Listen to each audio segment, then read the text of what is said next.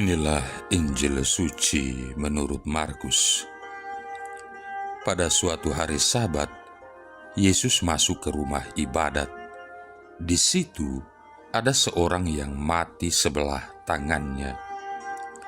Orang-orang Farisi mengamat-amati Yesus kalau ia menyembuhkan orang itu pada hari Sabat, supaya mereka dapat mempersalahkan dia. Kata Yesus kepada orang yang mati sebelah tangannya itu, "Mari, berdirilah di tengah." Kemudian Yesus berkata kepada mereka, "Manakah yang diperbolehkan pada hari Sabat?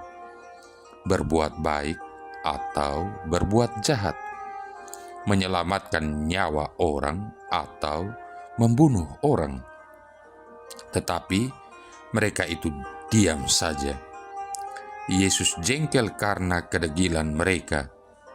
Dengan marah, ia memandang sekeliling, lalu berkata kepada orang tadi, "Ulurkanlah tanganmu."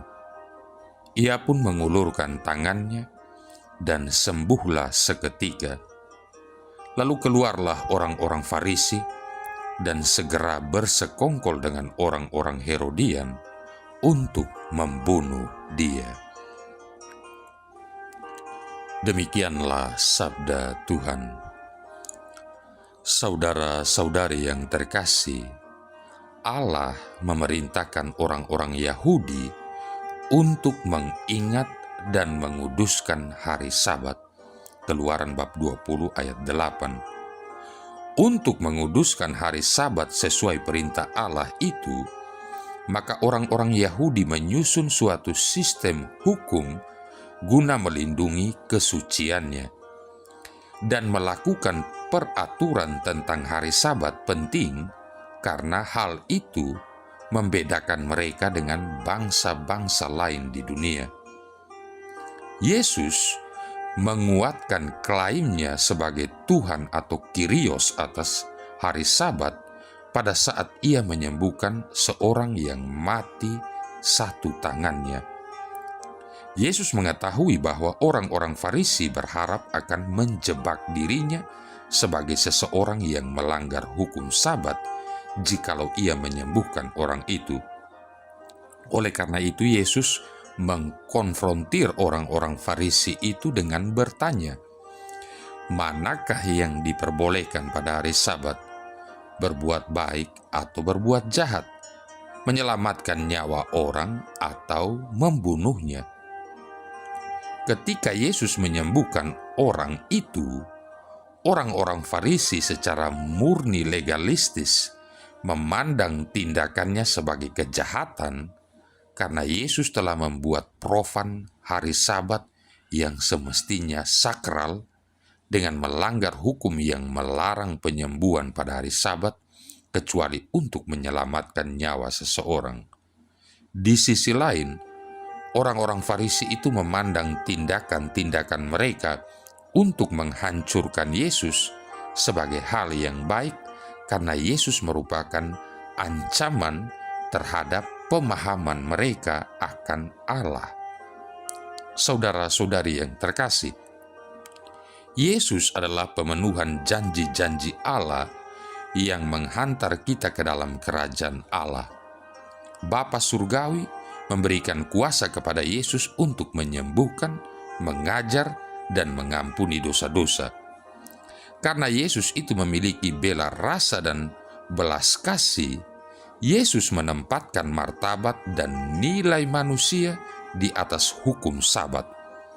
Dalam menyembuhkan orang itu, Yesus menyatakan dirinya sendiri sebagai pemberi kehidupan yang sejati, Sang Mesias, Putra Allah. Cerita penyembuhan orang lumpuh yang diturunkan dari atas rumah, Markus bab 2 ayat 1-12, panggilan Lewi, Markus bab 2 ayat 13-17,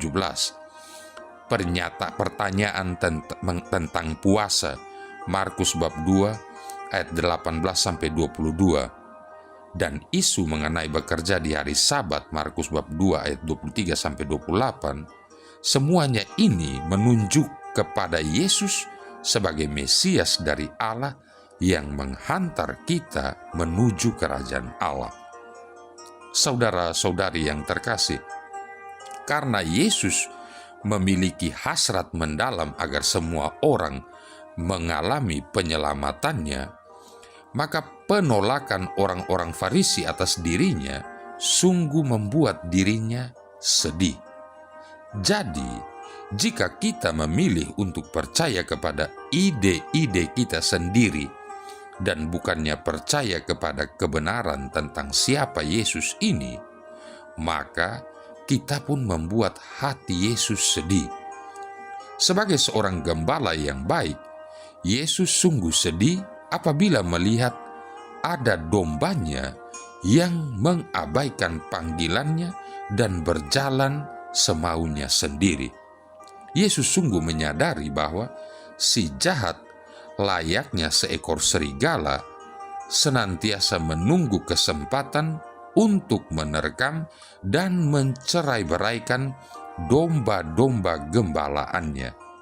Dengan wafat di kayu salib dan bangkit dari antara orang mati, Yesus memberikan hidupnya agar kita mempunyai hidup dan mempunyainya dengan berlimpah-limpah.